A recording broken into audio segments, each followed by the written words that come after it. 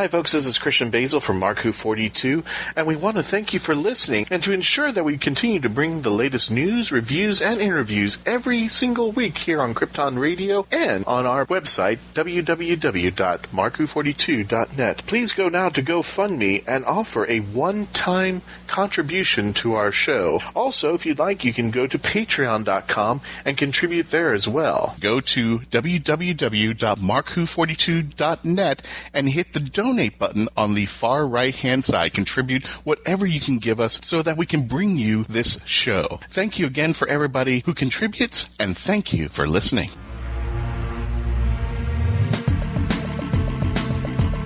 Hi, this is Yee Jee Tso. I played Chiang-lee in the Doctor Who movie, and you're listening to the New Year's Eve special of Mark Who 42. Mark Who 42. Ladies and gentlemen, welcome to a special edition of Mark Who 42, the New Year's Eve special. I'm your host, Christian-basel, taking you to the Whoniverse and beyond, but I can't do this alone, so I've got my fellow friend with me. Hi there, folks. Patty-Hawkins here at your service. Awesome. Patty, what is your 2016 New Year's resolution? I don't do resolutions. Really?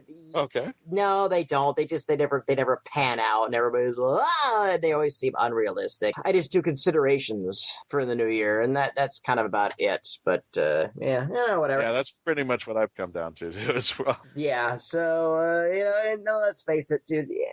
2016 is shaping up as an election year, and it's already gone daffy and crazy, and with the new season of Who that already is based off what happened at this season, I mean, 2016 is going to be a wacky year that anybody who makes a promise on it now is a fool. So let's take it as it comes, and and everything that's worthwhile. Yeah, we've just finished up with the Christmas episode. We're going to do our review, not this episode, but the next episode coming up, starting off the new year with the Christmas episode review. But I got to say, it was a nice way to end this year, and I'll get more into it, but to end a storyline to a very beloved character of Doctor Who. But speaking of beloved characters, we actually have a very special guest coming on our show today, and he will be promoting something that's going to be exclusive to our show for this point. He'll be bringing it out later, and our guest is from the TV movie Chiang-lee, Mr. Yee Jee Tso himself. So an exciting interview coming up. But we've had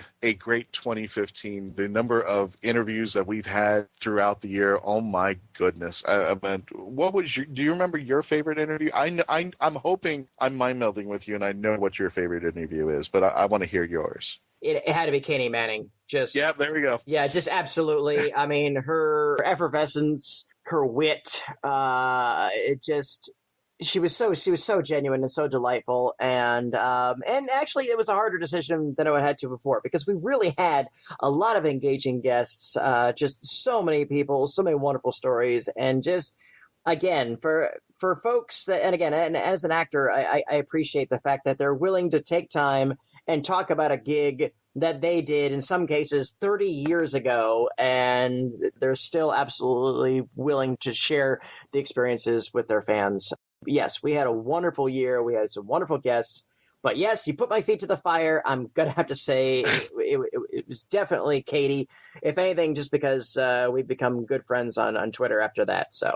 Really? Yeah. I thought it was all the flirting. I thought that was already the precursor. What was going to happen with that relationship? A gentleman does not discuss such things.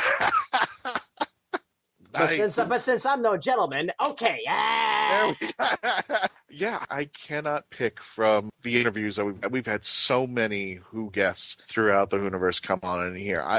Even some good non-Who guests. Cindy just recently, fantastic, absolutely fantastic. So Cindy Morgan. Oh, yeah. Really, it was a banner year, and we've set a bar for ourselves, and we encourage our listeners to hold us to that bar, because we're gonna keep going forward. We're going to keep bringing people on that maybe you haven't seen before, or if there are people that you've heard before on other mediums, then we're just hopefully we're going to ask them the questions they haven't been asked yet. And that's I guess, you know what it is? That's something that I would set for myself as far as a resolution. I want to make what we've done here, I want to make it interesting, and I want to make it interesting for new fans, and I want to make it interesting for the older fans, and which is not asking people for the same anecdotes and not asking them for the same stories and not asking the companions, so what was insert the doctor they worked with here like type questions. And that's one thing I'm very proud of, because I think we've asked our guests, how are you doing? Tell us about you, and tell us about as much or as little as they want to. And I think they've appreciated that as well, and I think that's shown in the interviews. And dude, and let me tell you something, probably you out there, you might not realize this, but Christian is the one that knocks on these doors constantly, saying, can you be on the show? You want to be on the show? You want to be on the show? Later? Okay, I'll get back later. Okay, and now it's later. You want to be on the show? So, dude, there's so much. Almost stalking, pretty much. But you know what? There's celebrity, and again, you're talking to their representation. You're talking to their agents, and it's their job to deal with folks like you. So, dude, just hats off to you for absolutely a successful year. Absolute gratitude to our showrunner, Mark. Absolutely to our exiting co-hosts, Trish and Ed, and Iggy. The appearances you've made, and it's just been. It was a good year. It was a good year, and I am so proud to have been a part of this. And I hope to continue to be a part of this as it goes on. Well, I think the honor is all ours, Patty. We love having you come on to the show. You've been a great influence, and I think my favorite part was teaming up with you to do the match game over at MegaCon Fan Days, which phenomenal. That was a blast. Everybody loved it. Everybody was laughing their butts off. That was a blast. And of course, too, our contributor for articles, John Reed Adams, he was a part of that, along with his lovely wife. And yeah, it's interesting. Marco 42 is becoming a very, very interesting family, and I'm really excited to see what 2016 takes us to. And you used an interesting term. I don't want to say interesting, that's a bad term, but you used the term family, which I think this show is growing into, because we seem to have an extended family that goes out. And as much as we are growing now, my New Year's resolution is the show itself taking on a new role. We have an agent now. If you guys want to check him out, it's heroesonthehand.com, run by Chris Harrelson, who is a premier walker in The Walking Dead. He is our agent now, and we are looking to expand outside of Florida. We're going to stay with our Florida friends and fans. We're going to show up a bunch of times, but we are expanding our radio show to, in hopes, go out of the state and get a bigger family, so that we have a lot of Hoovians who appreciate what we do and can hear for themselves. And we really appreciate everybody who sticks around, not only in Florida, but outside of the country as well, that we've seen in our ratings. We have people in Slovakia, Russia, Germany, France, China, the UK, of course. We have a ton of our family expanding every day with every episode that cocomes out there, and we're really proud of it. Can I just say that I am stupefied that we have fans in the UK? I think, and I'm not saying that in any sort of way. It was just like wow, we are a fan show about a British series, and we have fans in the homelands that series came out of. Well, yeah, I was about to say it's the homeland. I'm hoping we have fans out there. Well, it's the second largest after the United States, believe it or not. We have the big fandom here, but our friends in the UK across the pond, yeah, they come out in droves to listen to our show. So yeah, I kind of surprised that anybody listens to our show to begin with, but yeah, I appreciate everybody who does listen to our show, and it means a lot to us that we're growing and growing and growing, and we're going to continue to grow even into this next coming year. And hopefully, instead of just listening to us out there, we'll actually get to meet you and geek out with you, Doctor Who, and anything you want to talk about eventually. Hopefully one day we'll come out to your state, your country. We hope to be geeking with you face to face, because that's what we really want to do. So, ladies and gentlemen, again, stick around. We've got a special show for you that Patty and I have been hosting with actor Yee Jee Tso from the TV movie The Enemy Within, Doctor Who, and he's got something special for all the Whovians that are coming out over there. A little late Christmas present, but stay tuned. It is coming into the next year. We'll meet you right after the commercial break. Hi, I'm Daphne Ashbrook, and you are listening to Mark Who 42. Attention all Whovians! While you're waiting for the new episode of Doctor Who, start your own adventures with a book from Mark Who 42 Books. They carry unique and rare books at affordable prices. Visit Amazon.com/shops/Mark Who 42. That's amazon.com/shops/markwho42. Mark-Who42 Books. Set your imagination free into the Whoniverse. Kid? Yes? Shut up. Beyond the Night is the GCRN's latest review podcast. We are covering everything in the Knight Rider television universe, from the classic 80s TV series to the 1991 reunion film, Team Knight Rider, and the 2008 relaunch series as well. So join TFG and Mike and Dion the Music Man as they go in-depth in Beyond the Night, only on Geekcast Radio Network. You can find Beyond the Night in iTunes and on www.geekcastradio.com. Kid? Yes, Michael. Just keep driving.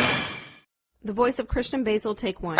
Hi, I'm Christian-basel, and I would like to provide my voice for all your voiceover needs, such as... Okay, like an announcer. Like a what? Like an announcer. For all your voiceover needs, such as animation, radio, announcements, introductions... Now an old man. I can even record voicemail for all the Meshuggahs that call you. A pirate. Arr, and it won't cost you a lot of treasure for me services. Arr. Creepy movie voice. Just call 407-761-2679. 407-761-2679. Or email voiceofchristian-basel@yahoo.com. Well, how was that? That's a wrap. By the power of Grayskull, I command the jaw bridge. Open!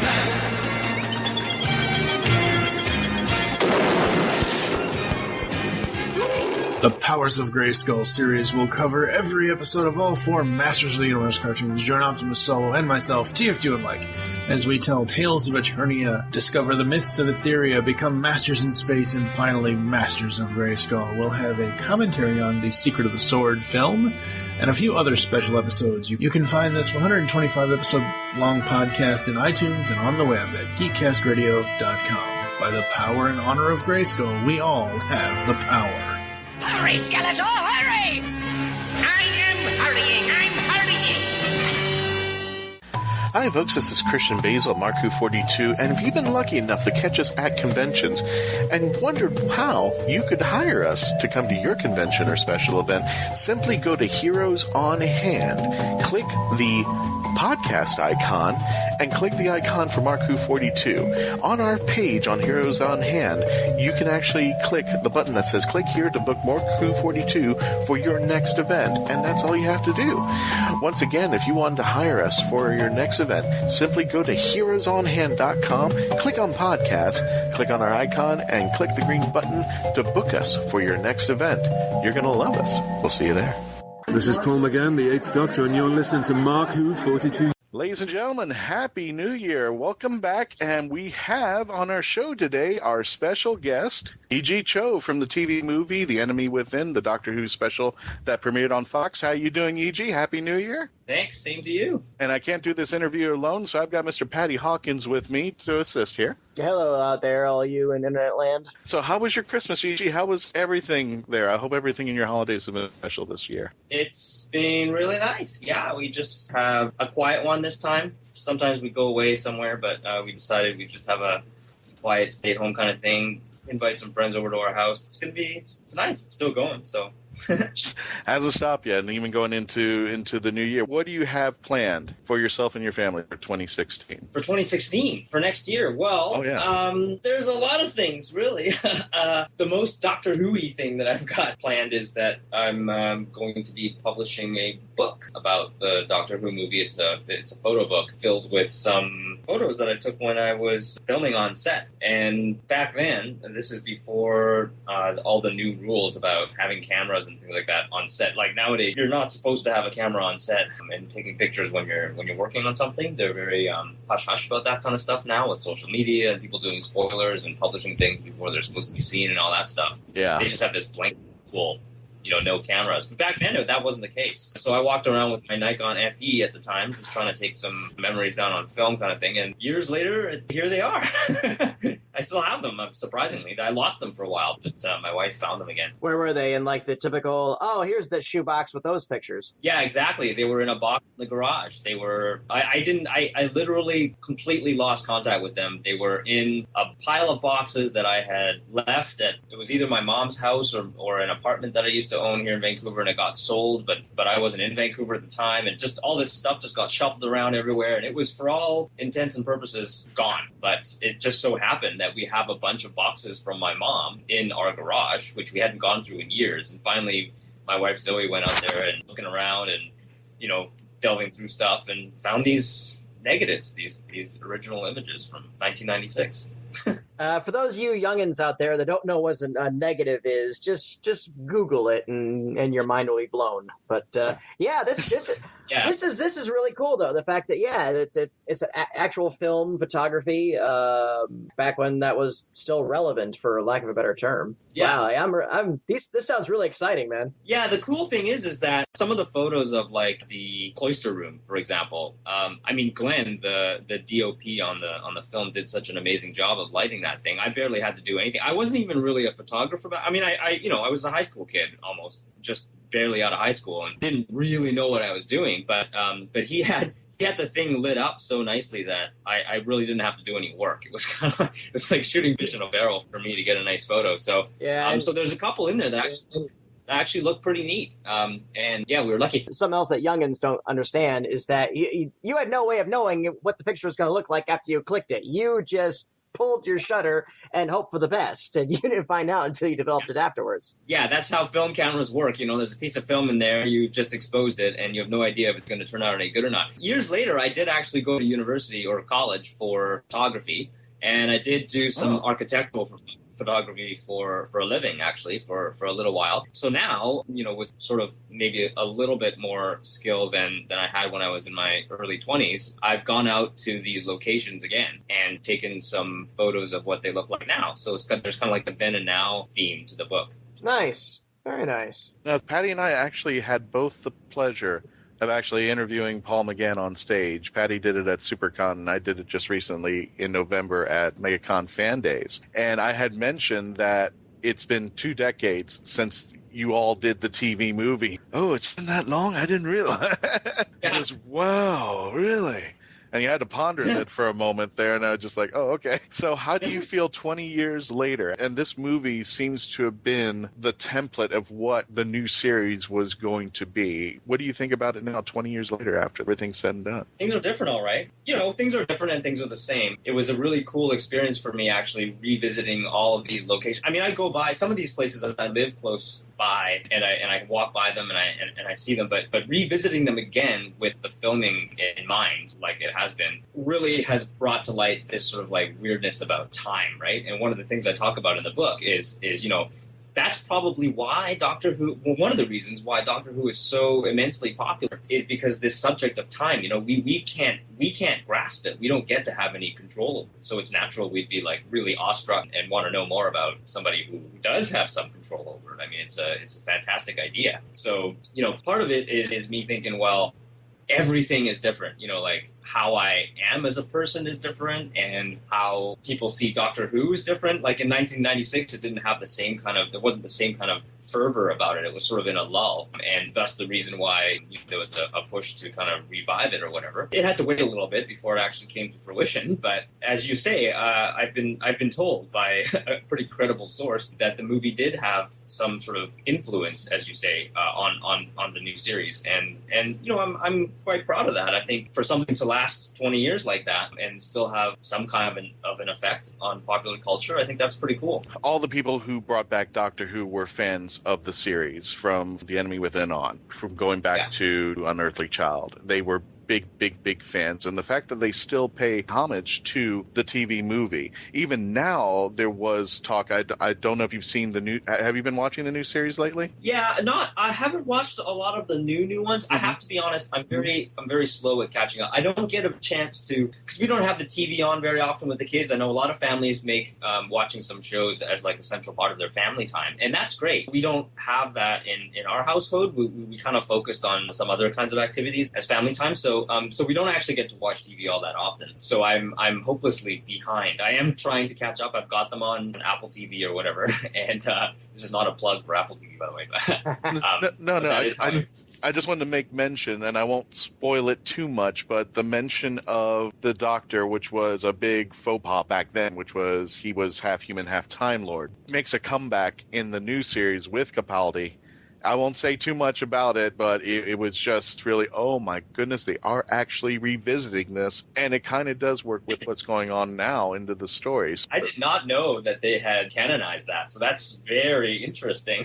I don't know if they canonized it, but they brought it up, and I thought it was like saying, we are not leaving the TV movie out of it. In fact, it's a huge part. I always believe that the TV movie will always be a huge part, no matter, it's everybody says it's the classic, it's the bridge, but I think to me it is the template from what the new story became. For me, it was all about, and I said this when I did my introduction with Paul and Eric, I was just like, the importance of the Fox movie Kiss can't be understated because it kept the pilot light alive for all intents and purposes. Right. And by bridging the canon when there was such a push to reboot the whole thing to make it more palatable for American audiences, is it in of itself a minor miracle that it got made it all in the form that it did. It's definitely getting its due, and I think a lot of people, especially the past couple of years, now that the new Who fans are starting to look with a little more open eyes towards whatever they jumped onto, their pretty doctors, and I've begun to.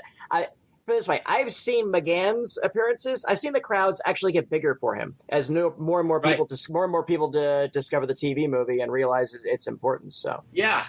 I mean, I had this really nice chat with Phil Collinson once where he was talking about all the things that they were able to sort of borrow from and extend from the TV movie, and how it might have been sort of impossible to do that had the movie not existed. So it was a real, I remember sitting there with Daphne and Phil one time, and I've barely spoken to him since. We just don't see each other very often. But at that convention, whatever convention it was that year, he sat us down and told us that. And it was a real gift, really swell of him to, it was sort of like straight from the horse's mouth kind of thing. Well, yeah, the movie's relevant and will always be since this is how things happen. And I was amazed at that. I thought that was great. They pay homage to Paul McGann's Doctor, the Eighth Doctor, but I'm hoping they also pay homage to the companions, to Daphne's companion and your companion as well, Chiang-lee. I'm hoping eventually your two characters will come back in some form or fashion. I think they're canon. To me, they're part of the myth. They're part of the storyline. That you cannot go into the new series skipping over the TV movie. But I'm hoping that one day, I'm sure you want to come back. I'm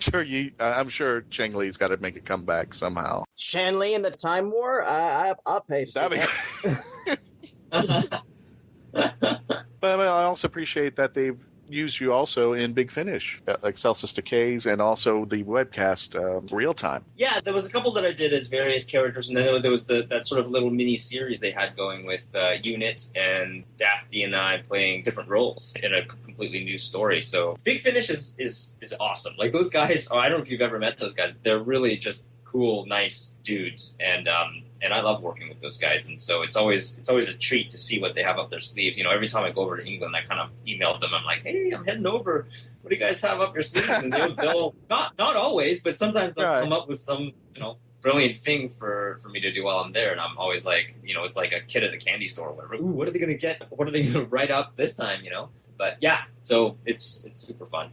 Well, they seem to be very busy now that they've got Paul back doing the Time War. They've got John Hurt now doing the Time War, and they've got River Song doing her thing during the Diary of River Song. So they seem to have now marketed the Time War, which I think Chiang-lee somehow should be in there somewhere along the way. I know Paul was, during the panel I did, Paul was incessantly needling Eric Roberts to like, come on, man, come on, do a Big Finish with me, And Eric was doing his Matthew McConaughey, I don't know, man, that does sound like fun, But he was like, the nice thing is I think Big Finish has shown providence, and they're starting to get a higher quality of people into it that several years ago might have thought, I don't know, that seems a little small potatoes. But now it just seems like, no, man, this is a real gig and this is legitimate. So definitely kudos on them. And we've interviewed directors for here on the show before, and yeah, same as you. That's just been like Big Finish just has a wonderful zeal for what they're doing, and it just shows in every project that they've done. Yeah.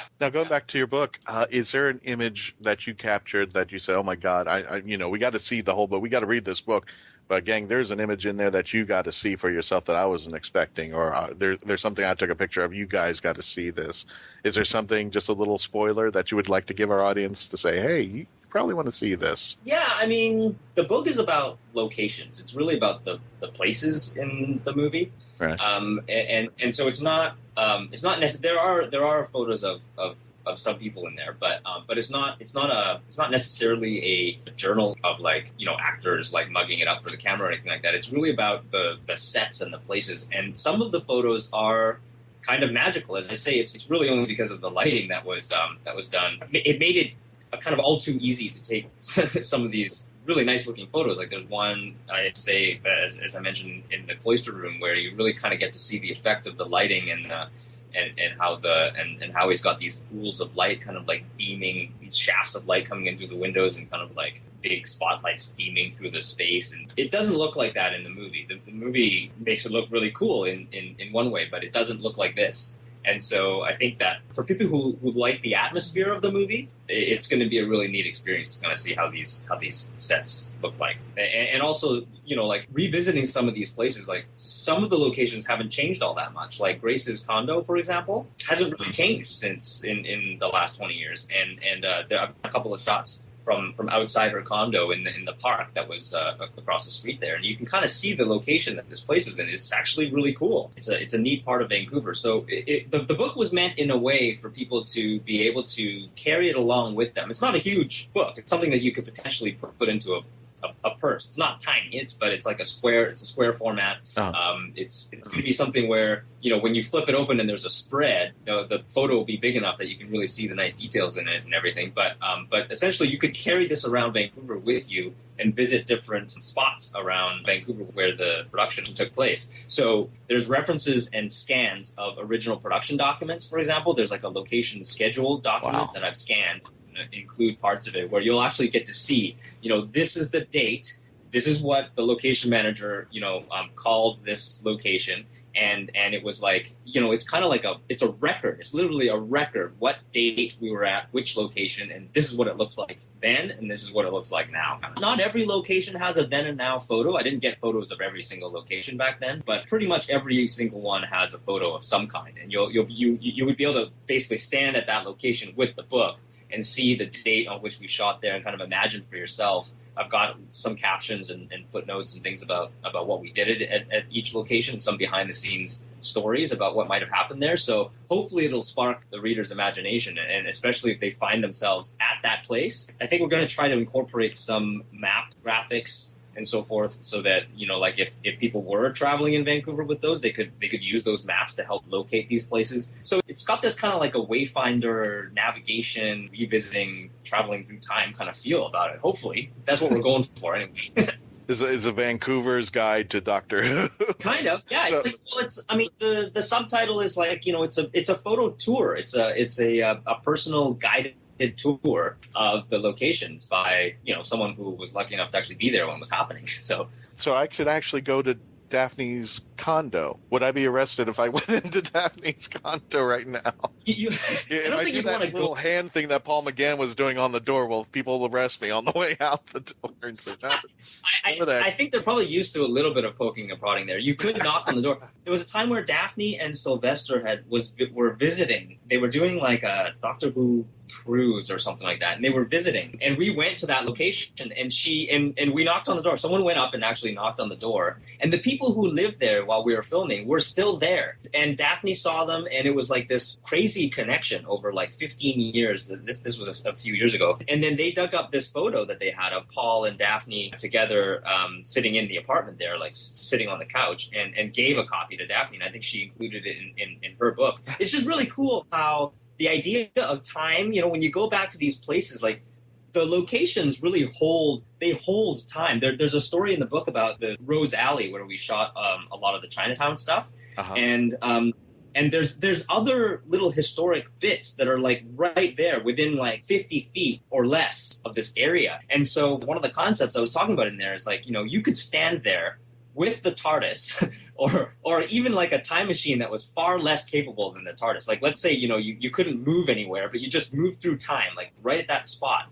And there's all these things that you could experience just by being right there. And I'm hoping that someone will have the book with them and stand at that spot and just let their imagination run wild with all of the things that would be going on around them had they the ability to, like, just kind of shift through time and notice all of the things that were going on at that one spot, Now, just out of curiosity, 20 years later, what made you decide to write the book now? My wife found the photos in the garage. That was one thing. Honey, do you need these anymore? With the expensive baseball cards, I'm throwing them out now.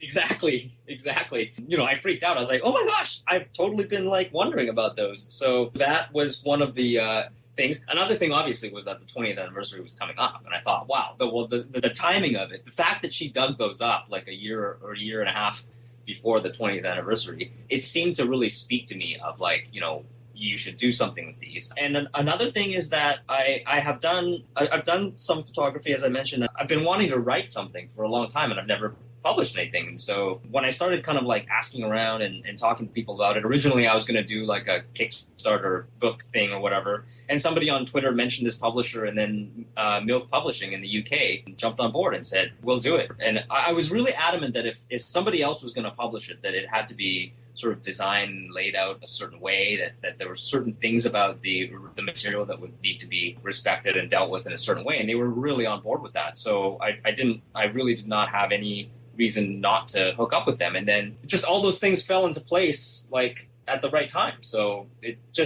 kind of just so happens to be 20 years. I suppose if I found the photos 5 years ago, maybe I would have been tempted to do it then, but that's not how it happened. It all happened right now. So So how, from the moment that your wife found the photos to almost its completion, how long did it take you to write and put together this book? It's been about a year and a bit. It's going to be, by the time the book has been released, which we plan on doing in sort of April of next year, just in the run up to the 20th anniversary, by the time that hits, it would have been about a year and a half.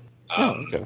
It was, there's some narrative, there's some cool behind the scenes stories that I wanted to get down on paper. I wanted to do it in a way that was like, interesting. So, there's editing involved. There's a lot of different drafts you go through to figure out what to include and what not to include. And then there's revisiting all these locations. It's taken me surprisingly a long time to go to all of these places to take the current day photos of these. And I didn't want them to just be like any old photos. I wanted to go there during special times, like the hospital, for example. There's not a lot of, I don't have a lot of photography of the hospital simply because it's undergone huge renovations. There's like this massive construction site there. But I noticed just recently that they have these 3 construction cranes that they have. They've got the Christmas lights on them. And the cranes with the Christmas lights combined with this crazy lighting that they use for the construction site at night made for a pretty cool set of photos. So I got a few photos from this thing that is like, a view of the children's hospital, the location of the hospital scenes as it is today, 20 years later, and construction zone and everything. Throw it all in there. The cranes, the lights, it looks really cool, actually. You wouldn't think that it would look that cool, but if you wander around the hospital grounds, you get these amazing views of this thing. So it took longer than I thought, but I think it's going to be worth it in the end. Now, in the TV movie, there was the thing where the hospital that he walks into, where he goes down on his knees and just says, "Who am I?" Isn't that one of the windows was smashed or something like that? Which when I first saw the movie, I was like, why would he walk into a room that's all beat up? So was that meant to, or? Yep. The wing of that hospital, that was an abandoned wing of the hospital at the time. I think that the part of the hospital they chose to shoot that in kind of just lent itself to the disoriented kind of like, right. Just that the feel of that part of the film. I mean, one of my favorite scenes in the whole movie is that that Frankenstein mix-in they did with the which was just happened to be luck that they got the rights to use that. But the idea that he's out of it and wandering around, and it's a very dark part of the film. Obviously, Sylvester's character just died. There's I think it just kind of lent itself to the atmosphere during that part of the movie, to the chaos and what was going on right then and there. Yeah. So yeah. When is the book scheduled to come out? When are you having its release? Yeah, I mean, we really want to kind of, because of the serendipitous timing of it, we want to make this a bit of a celebration about the 20th anniversary, and so that would be in May. So I think the book is going to probably come out a little bit before that to give folks a chance to take a look at it, get it in their hands for the actual 20th. At one point, I had this idea of having it out in time for this Christmas season, but it just took me longer than I thought it was going to get all the content together. Nice. So, and the folks at Milk are busy too. Like it takes a team of people to work on a book, and we have to fit the schedules in. I think having it come out for the 20th is a pretty good timing. What do you guys think? Like, I think that's appropriate. Yeah. I think that's definitely going to be, and especially since for the 20th, there's going to be there'll be some pomp and circumstance, looking back on it and whatnot, and it's definitely going to be a rise in the eye of fandom again. So yeah, I just like you said, it's a wonderful bit of serendipity that your wife found that box at the right time. Cool. So thank you, Mrs. Cho. Thank you for for finding that box, not throwing it away, and bringing it to the fans out here. So to slightly deviate a little bit from the Doctor Who stuff, I mean, you've been involved. You've got a really respectable dossier, and you've been in some stuff that I certainly remember fondly. Not the least of which, right out of the gate, I was a huge fan of Intelligence. And for those of you who don't know or aren't aware of that show, that was a great crime drama produced in Canada, which was very much from the Canadian point of view, so much so that half the time the American law enforcement agencies were almost antagonistic. And you got any anecdotes you could share with us from that? Yeah, I mean, the people who make Intelligence are really involved here in the Vancouver scene. They started with a show called Da Vinci's Inquest, which was really popular, and it's actually based on a real guy. Yeah, based on a real guy. Yeah, the coroner who went on to become mayor. Yes, yeah, exactly. And Larry Campbell was actually mayor of Vancouver for some time. Now that I'm saying that, I feel like I got that wrong somehow. I'm almost positive that he was. No, it's funny. Da Vinci's Inquest, yeah. Da Vinci's Inquest was almost like Quincy, updated for the 90s. Based off of a real medical examiner who later on, became kind of known for striking out, and then he ran for mayor and he won. And so they continued, since the series was semi-biographical, they continued that as to, okay, now he's the mayor. And great little show. He was the 37th mayor. He was the mayor that kind of, right before our current mayor, he was the one that was in office. And so they actually changed the series to Da Vinci's City Hall at some point and then the same sort of world, if you call it. I mean, it's not like the Marvel universe where everything is necessarily totally connected, but it's the same people who made it, and it's the same kind of idea, and it's set in Canada. Intelligence kind of was spawned from those earlier shows. And actually, there's a new one called Romeo's Section that's about CSIS, sort of like Canadian intelligence, like secret, like overseas stuff. And that's a new series that just came out also from the same people. So it's kind of... I haven't had a chance to see it yet. Yeah, it's just brand new. I don't know if they have it on the website or what, but it's a neat series to be involved in. I've worked on all 4 of those. And it's cool to have a chance to do that. It's always nice when the producers, they share the same team and everything else, because of course they like you, and then they keep tapping you for gigs. It's yeah. Same thing with me here in Orlando. You were on. You had a smattering of appearances on Battlestar Galactica as well, didn't you? Yeah, I did a little bit on Battlestar, not very much. It was the episode that Lucy Lawless, or maybe she had a few episodes. I was on that one. She had a few, yeah. Yeah, it was quite a while back. This was in the early 2000s. 2005, yeah. It does not seem like it's been 10 years for Battlestar, but it has, which kind of blows my mind. I know, it's really crazy. We're getting old out of here.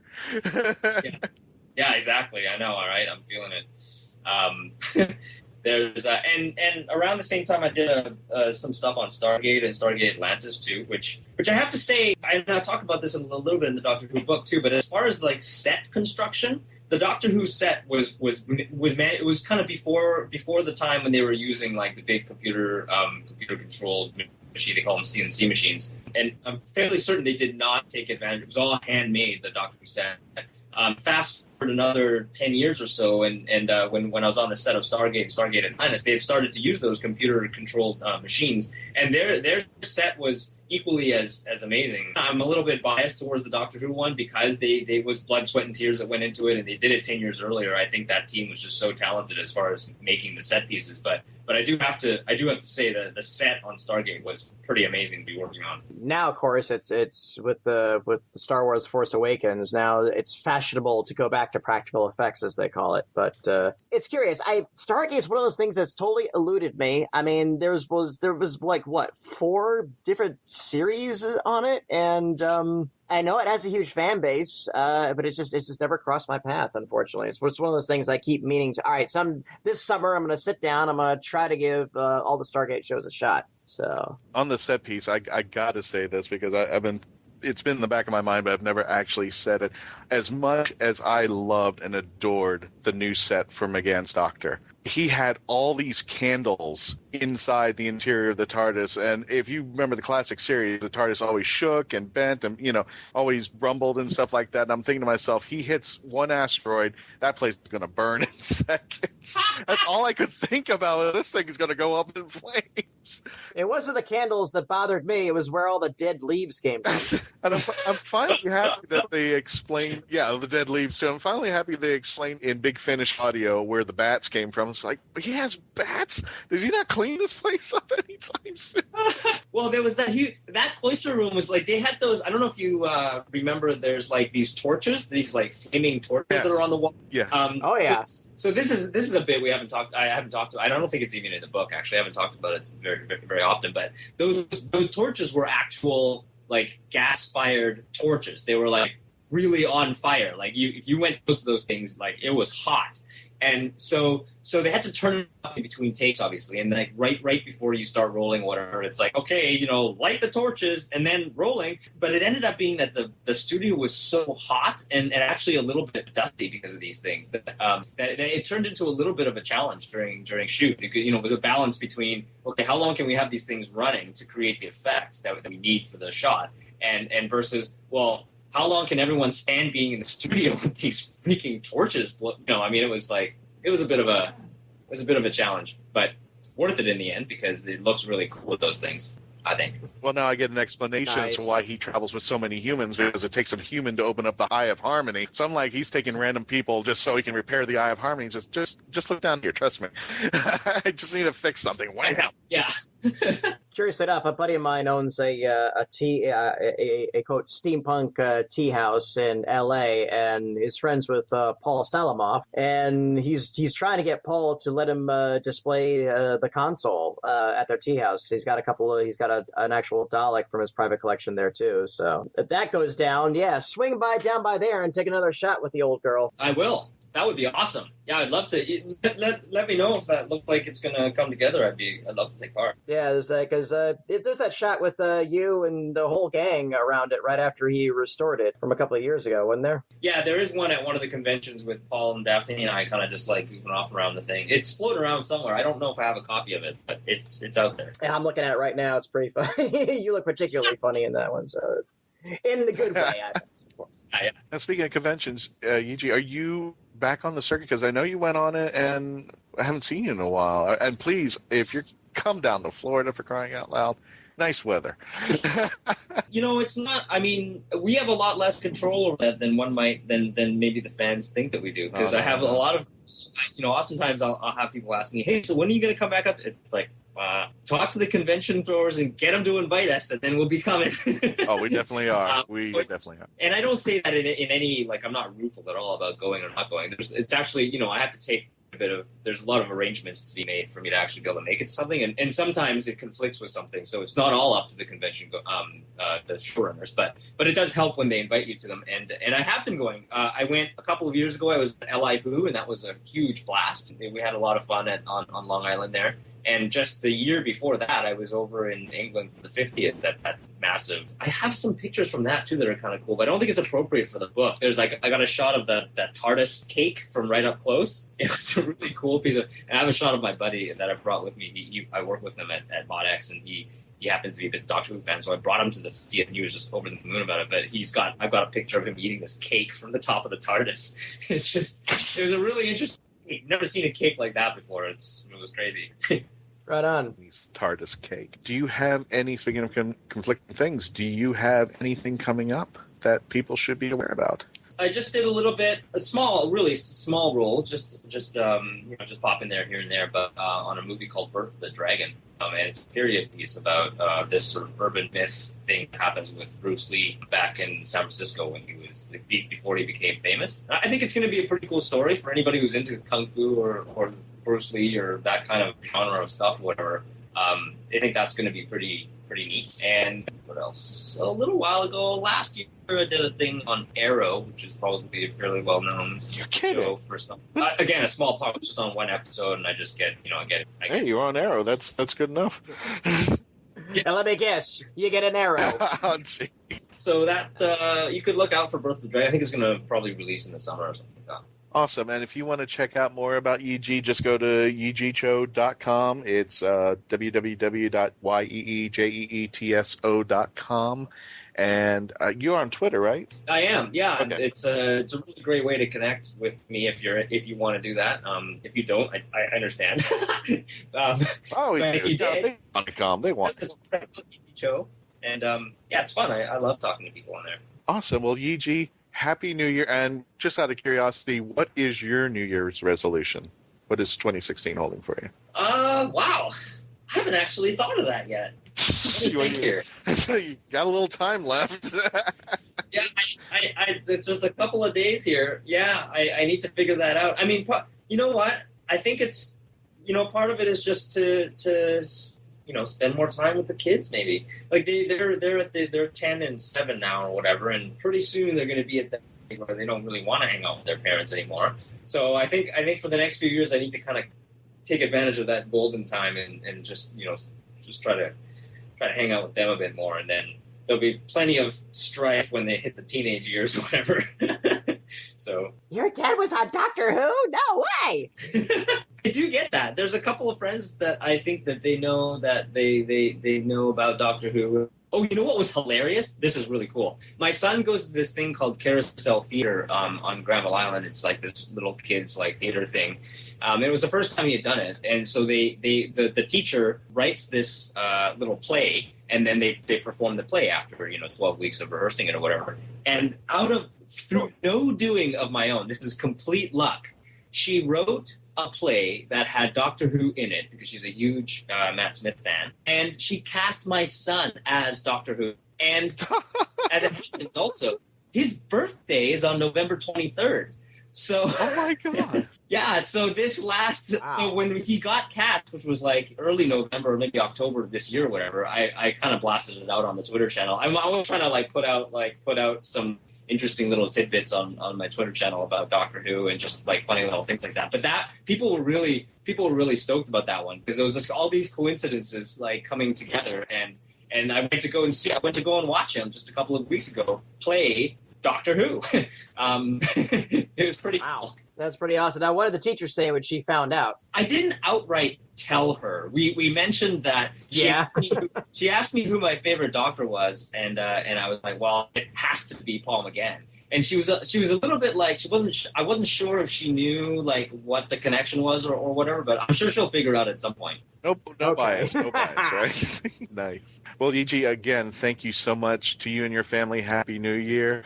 And again, if you want to catch Yee Jee, go to his website, go to his Twitter site, and keep up with the Yee Jee Tsos. And thank you again. Happy New Year, sir.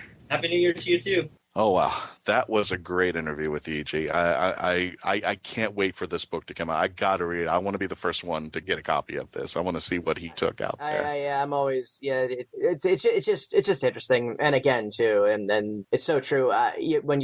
People just do not understand that, yes, it's like your parents and your grandparents have boxes of pictures and negatives, and you don't know what they are. And it's just you take them down to get developed. It's like, oh my goodness, look at this. So yeah, that's going to be quite an Easter egg when that thing gets published, and definitely I am totally psyched to check it out. I gotta keep my stuff in storage somewhere, because the wife goes into my stuff and goes, "You never use this.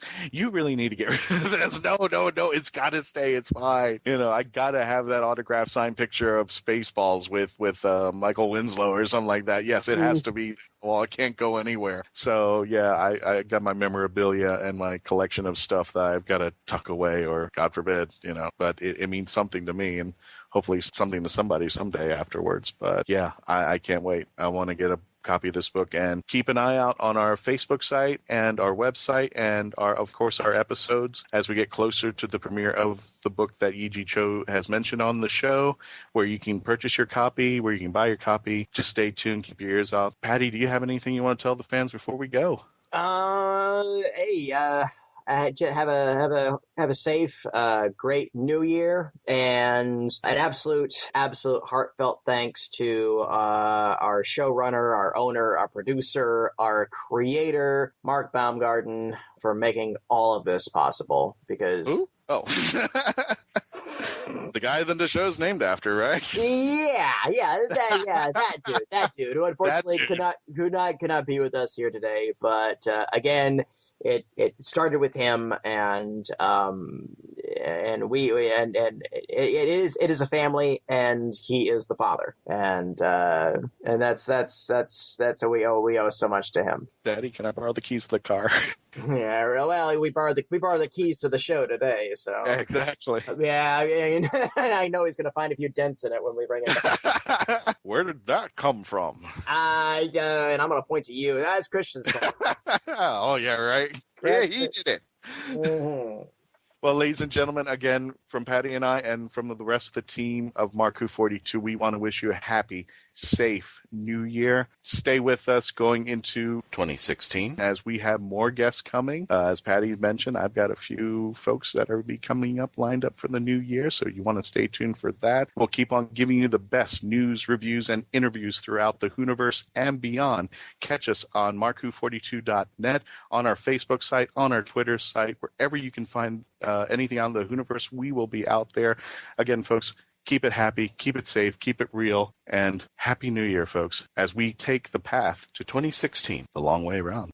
Hello, everyone. Before we go, I'd like to say something. My name is Mark Baumgarten. I'm the showrunner and creator of Mark Who 42. I wasn't in this episode, but I'd like to thank Patty and Christian for running it for us. Yee Jee was a great guest before, a great guest again. I'd like to thank all of you out there for listening to Mark Who 42 this year. We've done our best to bring Doctor Who goodness to all of you, including our other co-hosts, Trish and Ed, our sometimes co-host, Iggy from Let's Be Reals. We had an enormous year. Doctor Who was an enormous success in Series 9. And I hope you guys out there think we were an enormous success too. We love all of you listening to us. We had a great year. And we are going to have another great year next year. And we want all of you to stick around. As a small present to all of you, to close out this show, our last show of 2015, we've got a song that was put together by Sebastian-J-Brook of Doctor Who Online, who we interviewed 2 weeks ago. This song is a great song to close out with. It closes the story of Clara in Series 9, and it closes 2015 for Mark Who 42. It's called Memories Become Stories. I hope you like it. Thanks, Sebs, for giving us permission to play it. Until next year, allons-y!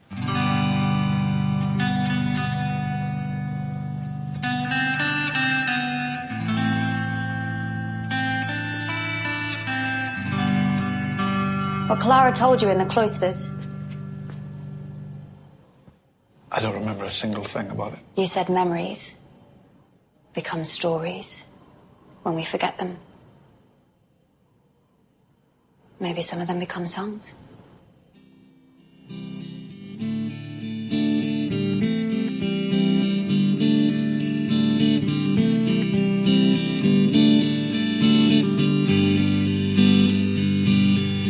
I remember your name.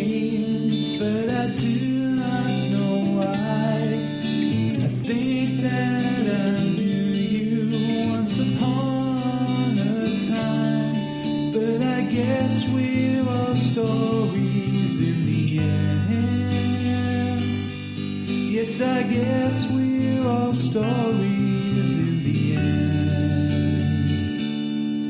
You traveled with me, or did I travel with you? One thing that I'm sure of is I'm lost without you. So I guess we're all stories in the end. Yes, I guess we're all stories in the end. Memories become stories when we forget them. Maybe some of them become songs. One day I'll find you when I recall all the things I've forgotten for so long. I remember this place, I've been here before. I think that we came here, but I cannot be sure. And I guess we're all stories in the end. You and me, we're just stories in the end. Memories become stories when we forget them. Maybe some of them become songs. One day I'll find you when I recall all the things I've forgotten for so long. So I'll think of you often, please think of me too. And the story we've written will someday come true. 'Cause I guess we're all stories in the end. Yes, I guess we're all stories in the end. Memories become stories when we forget them. Maybe some of them become songs. Memories become stories when we forget them. Maybe some of them become songs.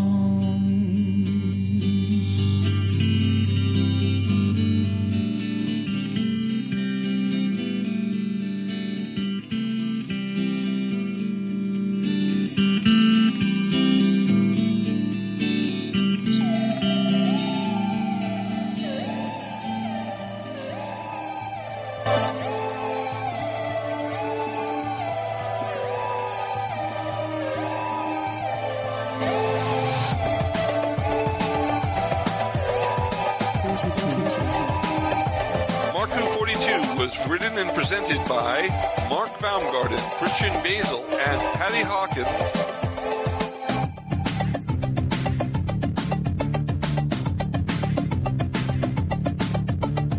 This show was edited, produced, and directed by Mark Baumgarten. Please visit mark42.net and register to join and be a part of the Hooniverse Army.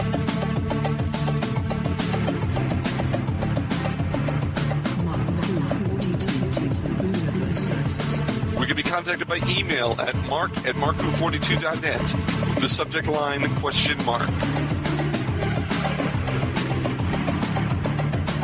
If you have worked on Doctor Who or are working on a project relating to Doctor Who and want to be on our radio show, please email our media relations director, Christian-basel, at marku42media@yahoo.com. Doctor Who and its properties are owned by the BBC, the British Broadcasting Corporation.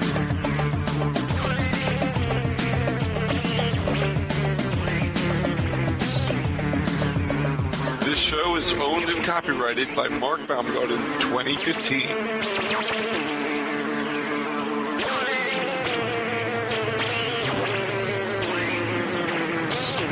You're listening to Krypton Radio.